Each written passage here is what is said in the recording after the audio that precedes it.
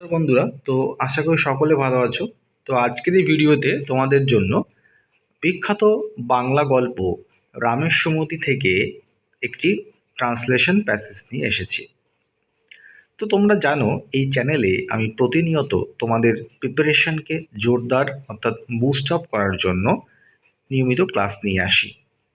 তোমরা যারা WBPSC clerkship men's এবং মিসলেনিয়াস মেন্সের জন্য প্রস্তুতি গ্রহণ করছো, তাদের জন্য এই ক্লাসটি হতে চলেছে অত্যন্ত গুরুত্বপূর্ণ, এবং তারা অবশ্যই আমার এই চ্যানেলটি সাবস্ক্রাইব করে রেখো। তোমাদের জন্য সুন্দর সুন্দর ভিডিও নিয়ে আসবো এই চ্যানেলে, বা অলরেডি পোস্টেড হয়ে আছে, আপলোডেড হয়ে আছে বেশ কিছু ভিডিওস, যেগুলো তোমরা দেখে নিতে পারবে। তো যাই হোক, সবার প্রথমে আমরা ট্রান্সলেশন প্যাসেজটা একবার পড়ে নেব ভিডিওটি শুরু করার আগে, অর্থাৎ লাইন বাই লাইন এক্সপ্লানেশন শুরু করার পূর্বে। দেখো, রাম 3 দিন ধরিয়া বৌদির নিকট হইতে আহ্বানের প্রত্যাশা করিয়াছে। অবশেষে হতাশ হইয়া সে চিন্তা করিল, বৌদি তাহাকে দূরে সরাইয়াই রাখিতে চায়। সে নিজে দূরে যাইতে না চাহিলেও বৌদির ইচ্ছা পূরণ করিবার জন্য তাহার মামার বাড়ি তারকেশ্বর যাইতে সে মনস্থ করিল। নারায়ণী যখন তাহাকে সাদিয়া আনিবার উদ্যোগ করিতেছে, তখনই সে চলিয়া যাইতে প্রস্তুত হইতেছিল। ভোলাকে দিয়া নারায়ণীর কাছে যাওয়ার ভাড়া হিসেবে 2টি টাকা চাহিয়া পাঠাইল। নারায়ণীর নিকট হইতে ডাক পাইয়া বিনা বাক্য ব্যয়ে, এখানে একটু মডিফিকেশান হবে, বিনা বাক্য ব্যয়ে, দেখো তার আগে পাইয়া কথাটা আছে, পাইয়ার আগে কিন্তু এই দাড়িটা হবে না, কেটে দাও। নারায়ণীর নিকট হইতে ডাক পাইয়া বিনা বাক্য ব্যয়ে চলিয়া আসিল। নারায়ণী তাহাকে টানিয়া নিয়া সস্নেহে তাহাকে খাইতে বসাইলেন। মিলনের এই আনন্দে নারায়ণীর অশ্রু রামের মাথায় এবং পিঠে ঝরিয়া পড়িতে লাগিল। এই ছিল ট্রান্সলেশন প্যাসেজ আমাদের। তো যাই হোক, এবার আমরা প্রত্যেকটা লাইন ধরে ধরে ট্রান্সলেট করার চেষ্টা করব, খুব সহজ সরল প্রাঞ্জল ভাষায়, অবশ্যই অতি অবশ্যই গ্রামাটিক্যাল অ্যাসপেক্টসগুলোকে মেনটেন করে। তো চলো, let's get started the explanation episode. বলছে, রাম 3 দিন ধরিয়া বৌদির নিকট হইতে আহ্বানের প্রত্যাশা করিয়াছে। প্রত্যাশা মানে বুঝতেই পারছো, আশা করিয়াছে। এটা আমি কোন টেন্সে করেছি? এটা পাস্ট পারফেক্ট কন্টিনিউয়াস টেন্স করেছি। অতীতে কোনো কাজ কিছু সময় ধরে হচ্ছিল বোঝাচ্ছে। কি বললাম? অতীতে কোনো কাজ কিছু সময় ধরে হচ্ছিল বোঝাচ্ছে, তাই জন্য এটা পাস্ট পারফেক্ট কন্টিনিউয়াস টেন্সে করব। 3 দিন ধরিয়া সে আহ্বান প্রত্যাশা করিয়াছিল, তাহলে একটা সময়ের উল্লেখ আছে। অতীতে কোনো কাজ নির্দিষ্ট সময় ধরে চলতে থাকলে পাস্ট পারফেক্ট কন্টিনিউয়াস টেন্স হয়। সবথেকে বড় কথা, 3 দিন ধরিয়া আছে, আর ভার্বটা এখানে পাস্টে আছে, করিয়া আছে, মানে করেছিল আর কি, এরকম সেন্সে। দেখো, পাস্ট পারফেক্ট কন্টিনিউয়াস টেন্সের স্ট্রাকচারটা আমাকে জানতে হবে। Subject plus had been. You must have to know the structure of past perfect continuous tense if you want to translate this Bengali sentence into English. So that's why I'm writing the structure of present perfect continuous tense on the screen. Okay, so first of all you have to put subject, then had been plus verb with ing, then object plus remaining. This is the basic structure of past perfect continuous tense. Now you have to try to translate this Bengali sentence into English by using this formula, by using these grammatical protocols. So first of all, from this Bengali sentence, you have to identify the subject. You have to sort out the subject from this Bengali sentence. Okay, so which one is subject in this Bengali sentence? Let's see. Ram 3 দিন ধরিয়া বৌদির নিকট হইতে আহ্বানের প্রত্যাশা করিয়াছে। কে প্রত্যাশা করিয়াছে? 3 দিন ধরিয়া রাম প্রত্যাশা করিয়াছে। কাজ কে করছে এখানে? Who is performing the action? Ram is performing the action. তো লেখো রাম, সাবজেক্টে লেখো রাম। হলো? তো সাবজেক্টের পরে আমরা কি বসাবো? Had been. কি? Had been. বসাও had been. Ram had been. Okay, আশা করা, প্রত্যাশা, আহ্বানের প্রত্যাশা করিয়াছে। কথাটা আমি এভাবে লিখলাম, হ্যাড বিন নার্চারিং। নার্চারিং মানে লালন পালন করা, মনের মধ্যে লালিত পালিত করা। তো রাম হ্যাড বিন নার্চারিং, কি নার্চার করছিল? দ্য হোপ, আশা। একটা আশা প্রতিপালন করছিল মনের মধ্যে। কিসের আশা? না of being called by his sister in law, তার সিস্টার ইন লয়ের দ্বারা মানে ডাক পাবে, সেই আশা সেই প্রত্যাশাই সে নার্চার সযত্নে লালন পালন করছিল। ফর দ্য লাস্ট 3 days, এখানে লাস্ট 3 days কথাটা লিখতে হবে, for the last 3 days। Okay, so I hope it is clear, it is transparent, the conception is too much transparent, just like fountain water. Okay, so now we should proceed to the next sentence. Okay, so let's read the sentence, Bengali sentence that has been given here. অবশেষে হতাশ হইয়া সে চিন্তা করিল বৌদি তাহাকে দূরে সরিয়ে রাখিতে চায়। অবশেষে ইংরেজি কি? ফাইনালি। অবশেষে ইংরেজি হচ্ছে ফাইনালি, লিখলাম ফাইনালি। হি গট ডিসঅ্যাপয়েন্টেড, মানে অবশেষে সে হতাশ হইয়া, ঠিক আছে, হতাশ হইয়া, এটা আমি প্রেজেন্ট পার্টিসিপলও করতে পারতাম। ফাইনালি এরকম ধরো, ফাইনালি বিইং ডিসঅ্যাপয়েন্টেড, এরকমভাবে করতে পারতাম। ওকে, আমি দাঁড়াও প্রথমে যেটা করেছি সেটা শোনো ভালো করে। দেখো, এটাকে আমি ভেঙে করেছি। অবশেষে সে হতাশ হইল এবং চিন্তা করিল বৌদি তাহাকে দূরে সরিয়া রাখিতে চায়। কি বললাম? ভেঙে করেছি। দেখো, এই একটা পার্ট করেছি, পরে আর একটা পার্ট করেছি। অবশেষে সে হতাশ হইয়া, আমি ভাবলাম অবশেষে সে হতাশ হইল, তাহলে ফাইনালি হি গট ডিসঅ্যাপয়েন্টেড। আমরা জানি গেটের ব্যাপার ভালো করেই জানি, শিখেছি, অনেকবার বলা হয়েছে, বিভিন্ন ক্লাসে তোমাদেরকে বলা হয়েছে।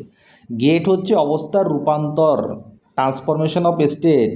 কি বললাম? ট্রান্সফরমেশন অফ স্টেট হলে পরে গেট তুমি ইউজ করতে পারো। ধরো তুমি সুস্থ স্বাভাবিক একটা মানুষ, তো অনেক কঠোর পরিশ্রম করছো, কঠোর পরিশ্রম করে তুমি ক্লান্ত হয়ে পড়ছো, তখন তুমি বলবে I am getting tired due to hard work, I am getting tired due to hard work. Transformation of state হলে পরে, অবস্থার রূপান্তর হলে পরে তুমি কিন্তু গেট ভার্বটা ইউজ করতে পারো। তাই এখানে অবস্থার রূপান্তর হয়েছে বটে। প্রথমে সে স্বাভাবিক ছিল, এখন সে কী হয়েছে? ডিসঅ্যাপয়েন্টেড হয়ে গেছে। অবস্থার রূপান্তর অবশ্যই, transformation of state from one to another. তো বলতে পারি ফাইনালি হি গট ডিসঅ্যাপয়েন্টেড, শেষ পর্যন্ত সে, এখানে গট মানে হইল, গট মানে এখানে কি হইল? হতাশ হইল। অ্যান্ড থট, এবং চিন্তা করিল মানে ভাবিল। কি ভাবিল? দ্যাট, যে হিজ সিস্টার ইন ল, তার বৌদি, হ্যাড ওয়ান্টেড, চেয়েছে, পাস্ট পারফেক্ট টেন্স ইউজ করেছি কারণ আগে তো সে চেয়েছে যে সে দূরে চলে যাক, তারপরে তো সে ভাববে, তারপরে তো ভাববে না, বৌদি এটা ভেবেছে যে আমি দূরে চলে যাই, তাহলে কি হবে? ওটা পাস্ট পারফেক্ট টেন্স হয়ে যাবে প্রথম অ্যাকশানটা। তাই জন্য বললাম, দেখো, that his sister in law had wanted to keep him away. Keep away মানে দূরে রাখা। ঠিক আছে, তো আশা করি বুঝতে পেরেছো সেন্টেন্সটার এক্সপ্লানেশন। চলো নেক্সট ওয়ানটা দেখে নেব। বলছে সে নিজে দূরে যাইতে না চাহিলেও বৌদির ইচ্ছা পূরণ করিবার জন্য তাহার মামার বাড়ি তারকেশ্বর যাইতে সে মনস্থির করিল। দেখো, এটাকে ভেঙে করতে হবে, কিছু করার নেই। প্রথমে দেখো এই পার্টে ভেঙেছি যে সে নিজে দূরে যাইতে না চাহিল, তাই তো? দেখো, তাহলে এইভাবে করলাম যে প্রথমে সে নিজে দূরে যাইতে চায়নি, এটাকে আগে করব। তাহলে হি হিমসেলফ, সে নিজে, ঠিক আছে, হি হিমসেলফ, বোঝা গেল। Was not willing to go away, was not willing to go away, অর্থাৎ ইচ্ছুক ছিল না যেতে। হি হিমসেলফ ওয়াজ নট উইলিং, অর্থাৎ সে নিজে ইচ্ছুক ছিলেন না যেতে, ছিল না যেতে। গো অ্যাওয়ে মানে চলে যাওয়া। আচ্ছা, তুমি এখানে উইলিংয়ের পরিবর্তে নট উইলিং আছে না, নট উইলিং, এই নট উইলিংয়ের পরিবর্তে তুমি আর একটা ওয়ার্ড ইউজ করতে পারো। বলে দিচ্ছি, এই ওয়ার্ডটা কিন্তু অত্যন্ত কার্যকরী এবং ভালো একটা ওয়ার্ড, সেটা হচ্ছে রিল্যাক্ট্যান্ট। রিল্যাক্ট্যান্ট মানে জানো তো? রিল্যাক্ট্যান্ট মানে হচ্ছে অনিচ্ছুক। He himself was reluctant to go away, তুমি রিল্যাক্ট্যান্ট কথাটি ইউজ করতে পারো নট উইলিংয়ের পরিবর্তে। উইলিং মানে ইচ্ছুক, নট উইলিং মানে ইচ্ছুক নয়। তাহলে তুমি বললে he himself was reluctant to go away, সে নিজে রিল্যাক্ট্যান্ট ছিল, অর্থাৎ অনিচ্ছুক ছিল চলে যাওয়ার জন্য। বৌদির ইচ্ছা পূরণ করিবার জন্য তাহার মামার বাড়ি তারকেশ্বর যাইতে সে মনস্থির করিল। পরের পার্টে দেখো, বাট কিন্তু ছিল না মূল বাক্যে, আমি কিন্তু বাট অ্যাড করেছি কনটেক্সচুয়ালি মিনিং আনার জন্য। কিন্তু হি ডিসাইডেড, কিন্তু সে সিদ্ধান্ত নিল, but he decided simple past টেন্সে আছে এটা, সাবজেক্ট প্লাস ভি2 স্ট্রাকচারে করলাম, সাবজেক্ট হি ডিসাইডেড ভি2। অথবা মেড আপ হিজ মাইন্ড, কী বললাম, sorry, made up his mind.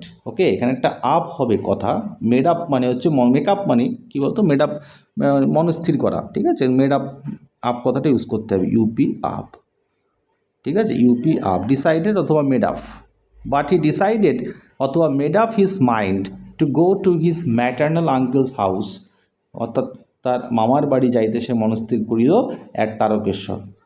কেন না, only to fulfil his sister in law's wish, শুধুমাত্র তার বৌদির ইচ্ছা পূরণ করার জন্য, ফুলফিল মানে পূরণ করা, only to fulfil his sister in law's wish. আশা করি বুঝতে পেরেছ। চলে যাব পরবর্তী বাক্যে। বলছে নারায়ণী যখন তাহাকে সাদিয়া আনিবার উদ্যোগ করিতেছে, তখনই সে চলিয়া যাইতে প্রস্তুত হইতেছিল। ভোলাকে দিয়ে নারায়ণীর কাছে যাওয়ার ভাড়া হিসেবে 2টি টাকা চাহিয়া পাঠাইল। দেখো তো এখানে কীভাবে করেছি দেখো, ওয়েন মানে কি যখন, নারায়ণী টুক কোর্ডিয়াল ইনিশিয়েটিভ, যখন নারায়ণী, সিম্পল পাস্টে করলাম, নারায়ণী হচ্ছে এখানে কি না, নারায়ণী হচ্ছে এখানে সাবজেক্ট, টুক হচ্ছে V2 ভার্বের 2 নম্বর ফর্ম, না কিনলো, when Narayani took cordial initiative মানে কি, কোর্ডিয়াল ইনিশিয়েটিভ মানে হচ্ছে আন্তরিক উদ্যোগ, কি বললাম, আন্তরিক উদ্যোগ, কোর্ডিয়াল ইনিশিয়েটিভ। সাদিয়া বলেছে না, সাদিয়া তোর হয়ে ইংরেজি করা যায় না, তাই জন্য আমি বলে দিলাম cordial initiative. When Narayani took cordial initiative, যখন নারায়ণী আন্তরিক উদ্যোগ নিল, টু ব্রিং হিম ব্যাক অর্থাৎ তাকে ফিরিয়ে নিয়ে আসার জন্য, to bring him back infinitive use করেছি এখানে, 2+V1 infinitive, 2+V1, to bring him back মানে কি ফিরিয়ে নিয়ে আসার জন্য।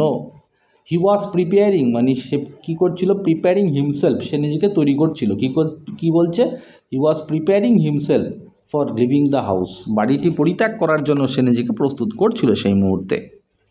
পরের একটা দেখো সেমিকোলন দিয়ে লেখা আছে, পরের একটা পার্ট, ভোলাকে দিয়া নারায়ণীর কাছে যাওয়ার ভাড়া হিসেবে 2টি টাকা চাহিয়া পাঠাইলো, মানে ওই টাকার যাওয়ার ভাড়া ছিল না রামের কাছে, তাই ভোলা বলে একটি ব্যক্তির মাধ্যমে তাকে দিয়া নারায়ণীর কাছে 2টি টাকা চাহিয়া পাঠাইলো। কে পাঠাইলো না, অবশ্যই রাম। তাহলে দেখো এটা কীভাবে করেছি, এইভাবে করেছি দেখো, বলছে হি সেন্ট ভোলা, সে ভোলাকে পাঠালো, হি সেন্ট ভোলা, অর্থাৎ কে, হি বলতে কে, এখানে হি হচ্ছে রাম, সেন্ট হচ্ছে ভার্বের 2 নম্বর form, subject plus V2, simple past. তাহলে কি বললাম, হি সেন্ট ভোলা, সে ভোলাকে পাঠালো, কোথায়, টু নারায়ণী, সে ভোলাকে নারায়ণীর কাছে পাঠালো, কেন, টু ব্রিং 2 রুপিস, 2 টাকা আনতে, কি হিসাবে, অ্যাজ দ্য ফেয়ার্স, ভাড়া হিসেবে, কিসের ভাড়া, টু অ্যাভিল দ্য ভেহিকলস, অর্থাৎ যানবাহনকে অ্যাভিল করার জন্য, টু অ্যাভিল দ্য ভেহিকলস। ওকে, আশা করি বুঝতে পেরেছ। চলো নেক্সট ওয়ান। নারায়ণীর নিকট হইতে ডাক পাইয়া বিনা বাক্য ব্যয়ে চলিয়া আসিল। এখানে কার কথা বলছে, অবভিয়াসলি রামের কথা বলছে। রাম যখন নারায়ণীর কাছ থেকে ডাক পাইল, তখন সে বিনা বাক্য ব্যয়ে, not uttering a single word, okay, he came back, fast, খুব তাড়াতাড়ি চলে আসলো। তাহলে কি বলবো দেখো, এটা অনেকভাবে করা যেতে পারে, আমি দুভাবে তোমাদের দেখিয়েছি। কি বলছে দেখো, বলছে অন গেটিং আ কল, একটা ডাক পাইয়া, অন গেটিং আ কল মানে কি, একটা ডাক পাইয়া, ফ্রম নারায়ণীর কাছ থেকে একটা ডাক পাইয়া, he came back without uttering a single word, সে ফিরে আসলো। কিভাবে ফিরে আসলো না, উইদাউট আটারিং মানে কিছু বলা, আটারিং মানে কোনো শব্দ উচ্চারণ করা, বলা। তাহলে কোনো শব্দ না করিয়া, নট আ সিঙ্গেল ওয়ার্ড, একটা সিঙ্গেল ওয়ার্ড না আটার করিয়াই সে কেম ব্যাক করলো, চলে আসলো। On getting a call from Narayani, he came back without uttering a single word. এইভাবে করতে পারো, অথবা তুমি এটাও করতে পারো, having been called by Narayani, মানে এটা কি করলাম বলো তো, এটা পারফেক্ট পার্টিসিপল দিয়ে করেছি, যে নারায়ণীর দ্বারা ডাক পেয়ে আর কি, হ্যাভিং প্লাস V3 দিয়ে করেছি, having plus V3 perfect participle. তাহলে having been called by Narayani, he came back without uttering a single word, পরেরটা ডট ডট যা আছে হবে, ওকে, বসিয়ে দেবে, হয়ে যাবে। চলো নেক্সট ওয়ান দেখে নেব। বলছে নারায়ণী তাহাকে টানিয়া নিয়া সস্নেহে তাহাকে খাইতে বসাইলেন। দেখো কীভাবে করে, সিম্পল পাস্ট, 1 সেকেন্ড সিম্পল পাস্টে করবে, subject plus V2 plus object. Maximum সেন্টেন্সই কিন্তু এই ভিডিও স্ট্রাকচারে আসে। In case of translation most of the sentences come in simple past tense. So most of the sentences, almost 50% of the sentences of all the translation passages which are given in your exam, okay, they usually fall in simple past tense. ওকে, দেখো, নারায়ণী তাহাকে টানিয়া নিয়া সস্নেহে তাহাকে খাওয়াইতে বসাইলেন। দেখো, Narayani made him sit, Narayani made him sit. আমরা জানি make হচ্ছে একটা বেয়ার ইনফিনিটিভের ভার্ব। যদি মেক ভার্বটা বসাই, তারপরে আর একটা ভার্ব যখন বসাবো, সেই আর একটা ভার্বে মানে মেকের পরে যে ভার্ব বসবে না, সেই ভার্বের পরে তুমি আগে কিন্তু টু বসাবে না, বেয়ার ইনফিনিটিভ হয়। তোমরা অনেকেই জানো হয়তো বেয়ার ইনফিনিটিভ ব্যাপারটা কী বললাম। দেখো, মেড হচ্ছে একটা বেয়ার ইনফিনিটিভ সম্পূর্ণ ভার্ব, এরপরে আর একটা ভার্ব বসেছে সিট, তাই জন্য এখানে টু কিন্তু বসেনি, টু কিন্তু বসাবে না, 2 + V1 কিন্তু হবে না। কেন? এটা বেয়ার ইনফিনিটিভ নয়। তো Narayani made him seat beside হার, নারায়ণী তাকে তার পাশে বসালো, হ্যাঁ, অ্যাফেকশনেটলি, সযত্নে, সস্নেহে, ফর হ্যাভিং হিজ মিল, তার খাবার খাওয়ার জন্য, যাতে সে খাবার খায় তার জন্য তাকে